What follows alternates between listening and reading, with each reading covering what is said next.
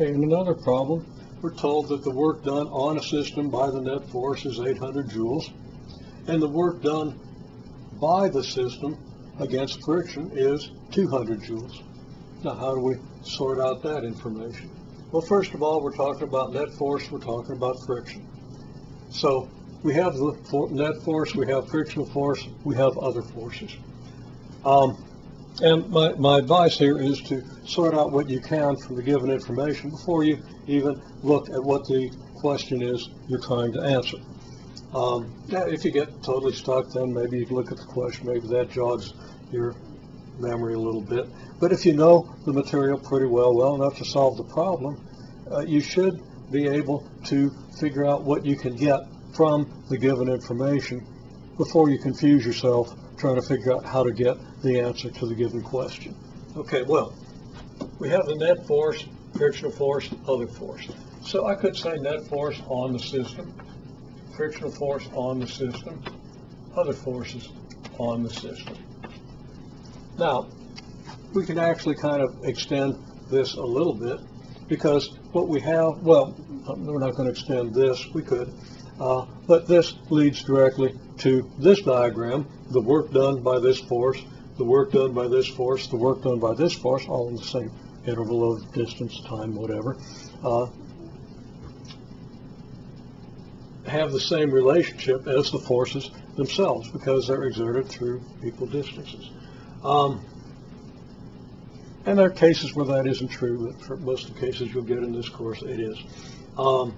So, we know that work done by the net force on the system, 800 joules. We want the work done by friction on the system. Now, this is the work done by the system against friction, not on the system, by the system.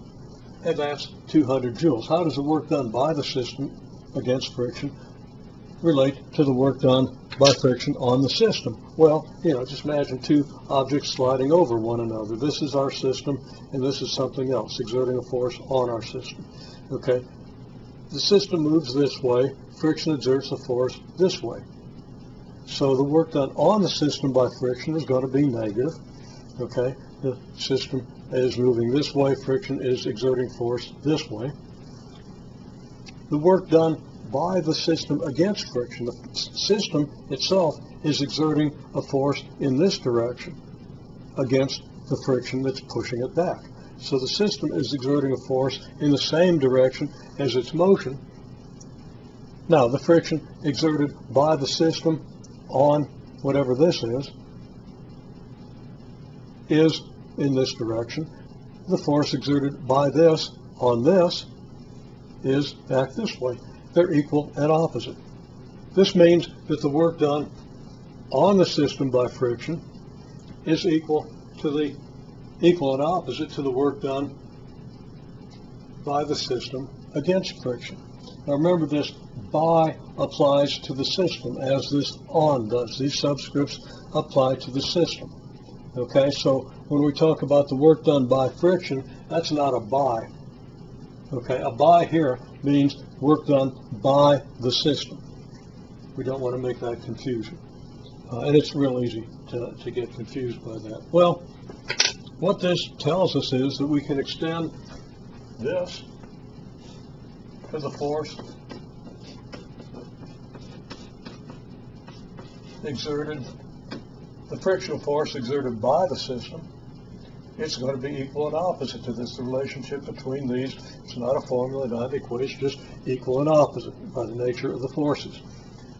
Here, then, of course, we can extend this to the work done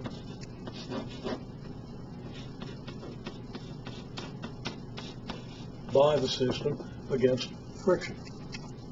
If we know this, they're equal and opposite. Now, if you don't think well in terms of diagrams, that might or might not be helpful, but one way or another, you have to know that the work done by the system against friction is equal and opposite to the work done by friction on the system. Okay, so we know that the work done by the net force on the system, since the force divides into frictional force and other forces, is equal to the work done by net force but the work done,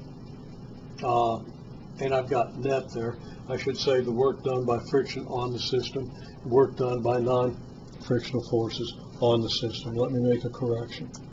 Okay, we see the correction there. That's not really a correction. It wasn't wrong before, because you could talk about the net frictional force, which would be the sum of all frictional forces, but it's best to leave the word net for just the plain old net force and not apply the word net to anything else. And I've got a net down here as well that I want to get rid of. Okay, again, we know this simply because the net force can be split into frictional and non-frictional forces. Okay, I was doing an explanation and messed something up, and I forget exactly where I was when I broke off, and I can't get the sound to work on my computer, so I can't listen to what I've already got. So let's just summarize again. When we put all this together, we determined that the 800 joules of net work on the system is equal to the negative 200 joules of work done on the system by friction, because 200 joules of work are done by the system against friction, plus the work done by non-frictional forces on the system. So that the work done by the non-frictional forces, adding 200 joules to both sides, is 1,000 joules. Now, as a personal example, I push a box. I do 200 joules of work against friction. This means that I'm pushing this way against friction. Friction is acting in this direction on me. I'm moving that way, so that I'm doing 200 joules of work against friction, so that friction is doing negative 200 joules of work on me. Again, because friction, it's actually not friction, there's a force transmitted from friction between the box and the floor acting on me, but let's pretend that that's a frictional force acting back on me. Negative 200 joules, or well, a frictional force in this direction, I'm pushing in this direction. So that frictional force is doing negative work on me. Now, if my kinetic energy, not that of the box, but my kinetic energy increases by 800 joules, then how much work did I have to do to accomplish this? Well, I had to do work to increase my kinetic energy, and I had to do work against friction, so I had to do 1,000 joules of work. That non-frictional force is then the force I exert. Turns out that's also a non-conservative force, but we haven't chosen to break the force down along conservative and non-conservative. And there are really no conservative forces acting here. The force I exert is non-conservative. Okay, the force friction exerts is non-conservative, so that wouldn't be a relative breakdown. Again, I have to do 800 joules of work to increase kinetic energy. I've got to do 200 joules against friction, so I've got to do 1,000 joules. That's the work done by non-frictional forces on my system. Again, that force is a force of friction between my boots and the floor that pushes me forward. It comes about because of my action. It comes at the expense of my Cheerios, but the force that actually does the work is not mine. Okay. Anyhow, there's our situation.